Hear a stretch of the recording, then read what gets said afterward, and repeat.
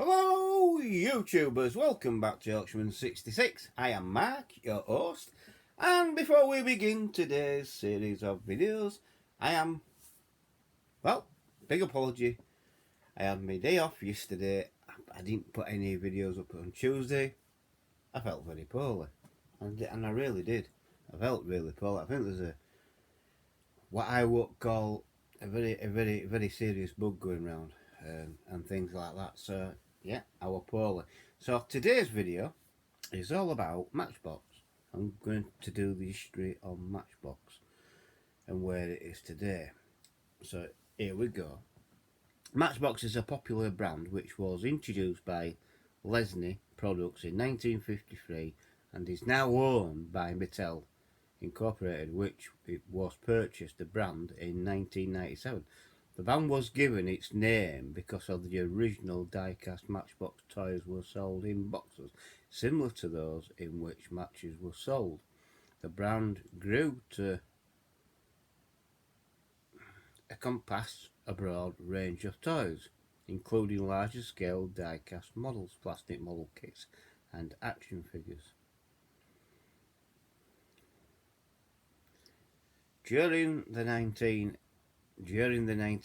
Matchbox began to switch to more conventional plastics and cardboard blister packs that were used by other die-cast toy brands such as Hot Wheels.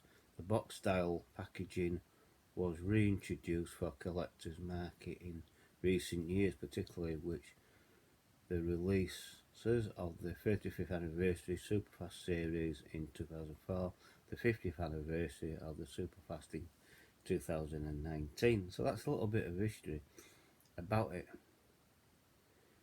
Yeah. Early years, Lesnar is the origin of the Matchbox name and the 175 series. In 1953 to 55, Leslie Matchbox Road Roller. The Matchbox is originated as a brand of the British die-cast company Leslie's Products. Rupulator was moulded by John W. Jack Odell in 1920. Leslie's Charles Smith in 1918.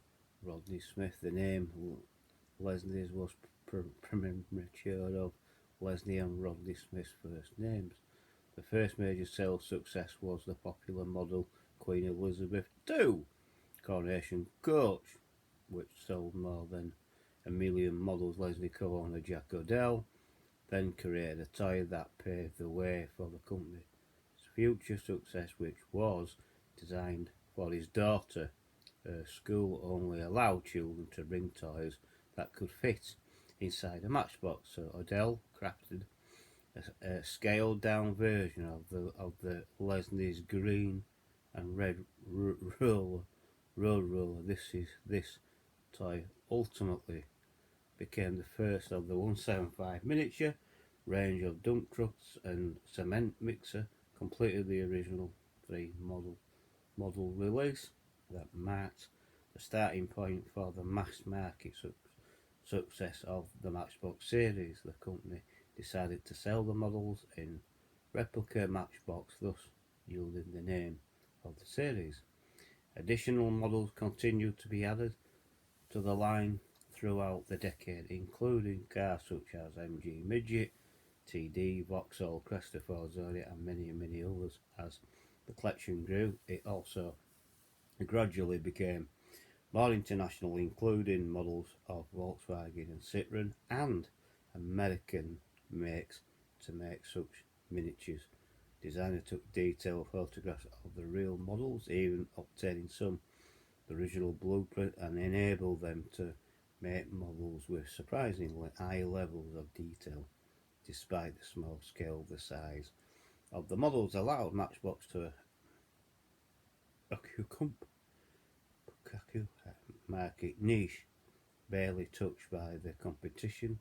The associated price advantage made the toys affordable and helped establish Matchbox as a generic world for small toy cars, whatever the brand.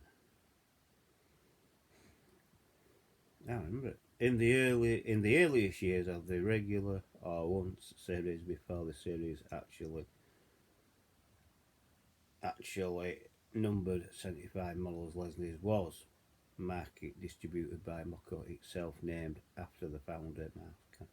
Homemade boxes in that era mentioned with the text and Mocco Leslie's appearing on each. Leslie's gained its independence from Mocco in 1959, buying out Mocco shares in the joint enterprise, leading the period of the growth both in sale and size. Early models did not feature windows or interiors, were made entirely of metal, were often about in length. By 1968, the Matchbox was the biggest selling brand of small die-cast model cars worldwide. By this time, the average model in their collection featured plastic windows, interior toys, often with separate discs, wheels, and occasionally accessories. Spring suspension opening parts was about 3 centimetres long. Some even featured a steering, including the pressure-based auto steer system. Debuting in 1969, the line was very diverse, including lorries, buses, tractors, motorcycles, and trailers, as well as standard passenger cars. I remember having Super King's Matchbox truck with motorbike in it.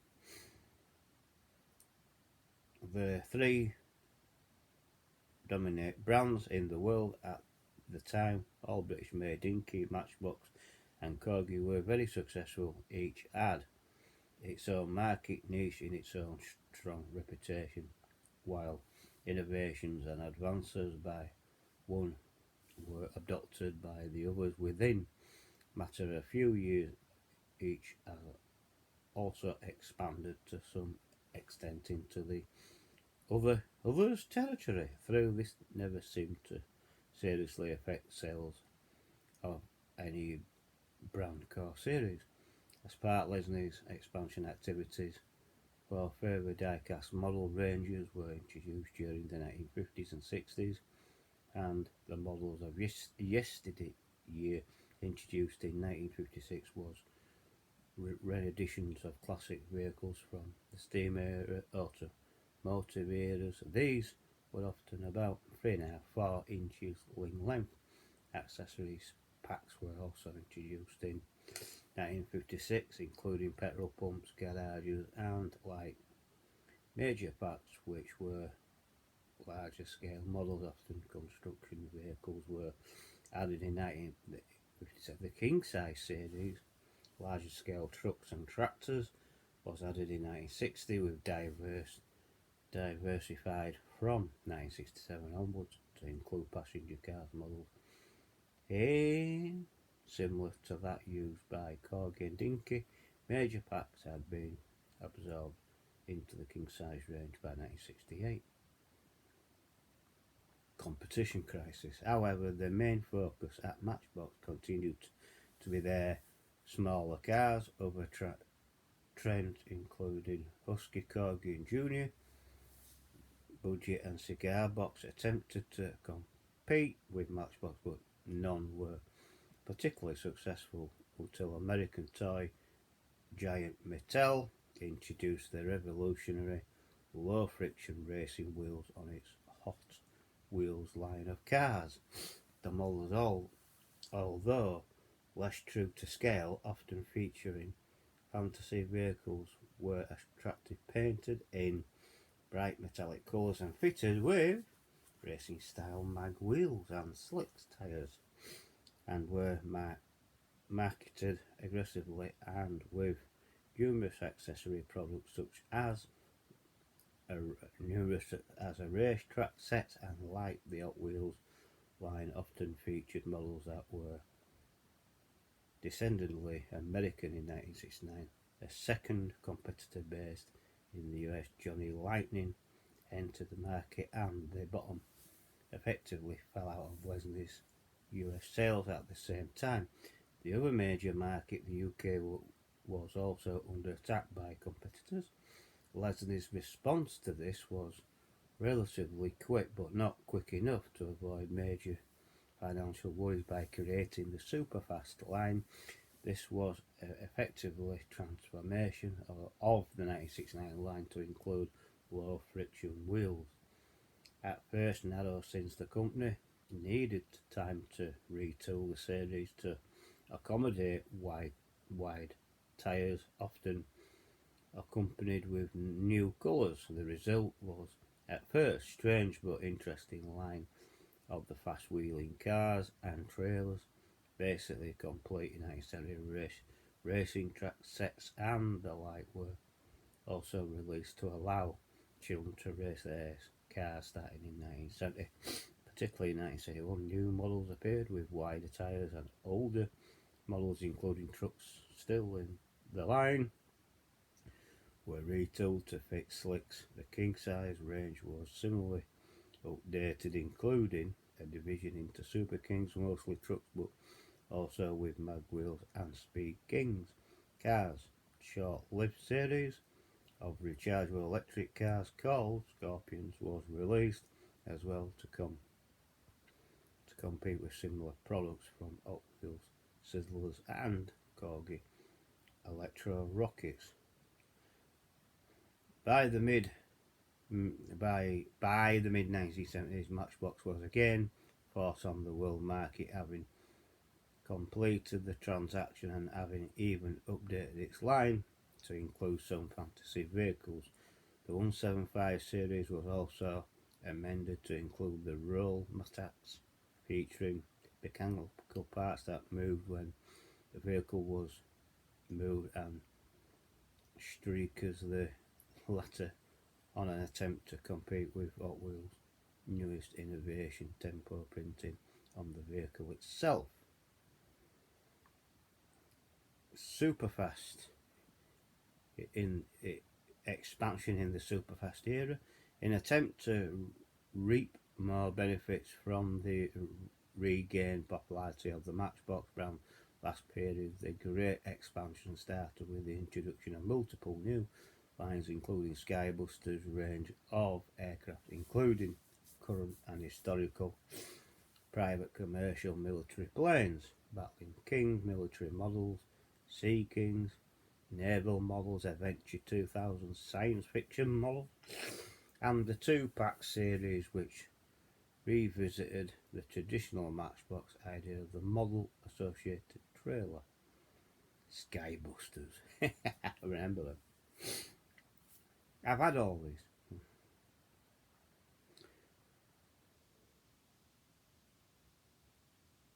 Skybusters window sticker. Unfortunately, early marketing concepts of the metallic painted tanks and bright coloured ships were not consistent with market demands on the models, many of which were quite well made for the money. Were generally not successful. Second editions of the Battle Kings and Skybuster series were printed in more realistic colours and were well received, but this time the general economic factors were seriously affecting the ability of the company to make a profit on toys manufactured in England. Of these series, only the Skybusters, to some extent the 2-packs, survived over time. The Convoy series, articulated truck trailers, mostly American, was an offshoot of the 2-packs line and continues under various guises to this day. Rather a simple development in this period, much philosophical in nature as product related, it initiated a revolutionary change in the marketplace. The Matchbox brand had become the most widely collected of all die-cast toys lines. See below.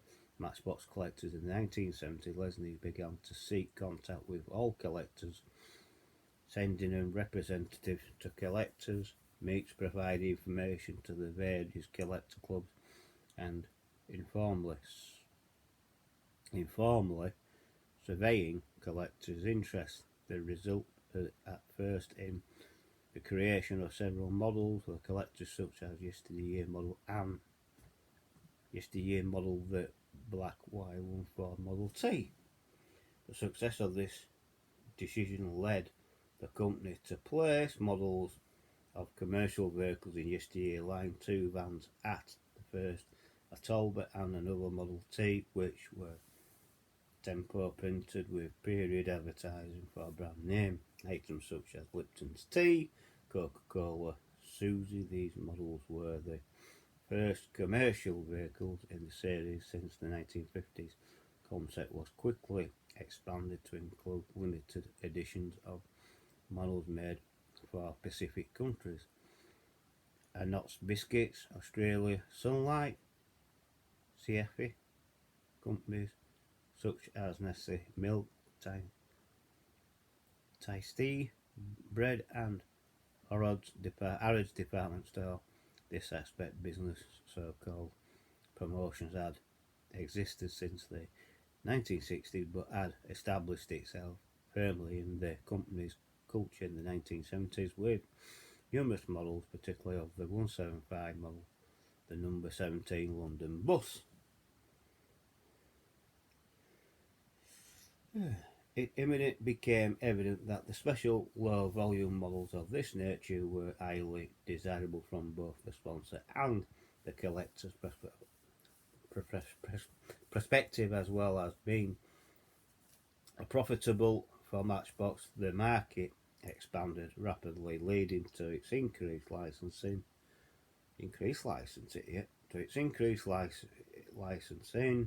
as well as the development of models no longer aimed at all at the children's toy market, but rather at the higher margin premium segment.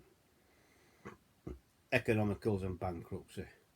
Due more to the economics climate in the United Kingdom at the first than the lack of success of the Matchbox brand, even through all the core ranges continued sell strongly. The company was in difficult financial straits by the end of the 1970s. Matchbox suffered in the same way as its British competitors, following the footsteps of Meccano, Dinky, and just a year before Metoy, Corgi, Lesney's became bankrupt in June 1982. We went into receivership. The Matchbox brand name, some tooling, molds and other assets were then sold to Universal Toys and David Yee. Some of the Matchbox tooling became property of Jack Odell, who continued to market Matchbox yesteryear like product under the Ledlow Odell last name in the reverse brand, but essentially Lesney's and Matchbox had been sold to Yee and his group. Yee recognised Lesney's, renamed the group Matchbox International with Yee as a chairman, Jack Fasidlale as president. Yee took the group public on the NYSE in 1986 with a successful IPO. Although the company was no longer British owned, limited production continued in England until the mid-80s, reusing many of the old Leslie casting, but most production tooling was moved to Macau. It was during the period that Matchbox acquired the rights to the venerated Dinky brand, perhaps the mother of all toy collectibles, and united two of the most important names in the diecast under one roof. New models were created, sometimes dies were also bought from competing companies, and the Dinky collection was born. Dinky models tended to be more recent classics, particularly the 1950s, while yesterday's tended to concentrate on older vintage. It was also during the Universal era that Matchbox Collectibles concept was developed. See below Matchbox Collectibles. Because high labour costs and the lack of enough skilled workers in Hong Kong and Macau, Universal decided to outsource its diecast to mainland China in April 1984. The first Hong Kong Shanghai joint venture toy company called Shanghai Universal Toy Co. Limited, abbreviated as, I can't read that, established in Minnan, Shanghai. Yi was the Hong Kong party, while the Shanghai Toy Import Export Company, the Shanghai Ship Investment Company, and the Shanghai government-owned investment vehicle, the Bank of China, and Asian Holdings were the Chinese shareholder. The CGV contract was signed off with 20-year period volatility. 1985 saw the first. So that's a little bit of history for you. I can't read it up. Well, that's a little bit of history for you. That's just a little bit of history for you of Matchbox. I hope you like that. I mean, I remember Matchbox toys. I remember when I was going into shops when I was a kid, about 4 or 5 years old. You could go 1 to 75 on the board. And yeah, I picked my favourite ones out of all that. And I had the London bus. I even had the ambulance with the boat front. Yeah, the funny ambulance. I even had that. I had quite a few of them, but obviously over years. And like I just said, I had the big size. I think it was this Super King or the Super Fast. It was the truck, and it had a motorbike in it. It came with the motorbike, and that. I had that as well. I even had the Texaco truck, fuel tanker for Texaco, even though it had an American truck thing behind it. Yeah, quite interesting. Those were the days, I suppose. So if you have liked this video, and I hope you have liked it, please give me a thumbs up. So please like the video, please subscribe if you're new, hit the bell icon, and hit all that will let you know when I'm uploading. It's free to subscribe. It's just free. I'm not trying to sell you out. I'm just trying to hopefully help you along with a bit of education. And please share the video to your friends and your family, and to other social media like Twitter, Facebook and Instagram, and comment below. And I'll catch you on the next video. Bye for now. Catch you all later. Bye.